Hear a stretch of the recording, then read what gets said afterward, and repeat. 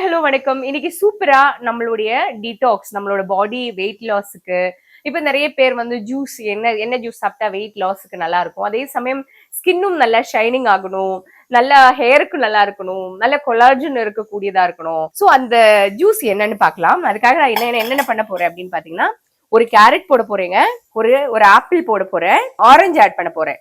இந்த ஆரஞ்சு வந்து நம்ம லாஸ்டா வந்து புழிஞ்சுதான் சேர்க்கணும். நான் வந்து இந்த ஜூஸ்ல அடிக்க மாட்டேன், ஏன்னா கம்மியான ஜூஸ் தான் அதுல இருந்து எடுக்க போடும் அப்படின்றதுக்காக நான் வந்து 2 ஆரஞ்சு வச்சிருக்கேன். நம்ம இதை அரைச்சிக்கலாங்க. இதுல தண்ணி ஊத்திட்டு அப்படியே வந்து நம்ம அப்படியே குடிக்க போறோம். இதுல ஊத்திக்கலாம் ஜூஸ். நம்மளுடைய ஆரஞ்சு கட் பண்ணி சேர்த்துக்கலாம். ஜூஸ்ல ஆரஞ்சு சேர்த்துக்கலாம்.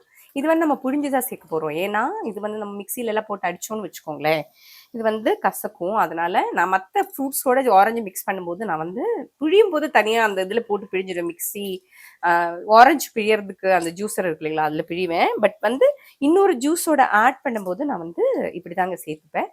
டேஸ்ட் வந்து மாறாது, நம்ம கசக்கவும் கசக்காது. ரொம்ப அமுக்கி பிழியாம இருந்தா போதும். இந்த ஜூஸ்ல வந்து பாத்தீங்கன்னா ஃபுல்லா ஃபைபர் இருக்கு. நம்மளுக்கு பசிக்காம இந்த ஃபைபர் வந்து நம்மளை வந்து காப்பாத்தும். இது வந்து அப்படியே குடிச்சுக்கோங்க.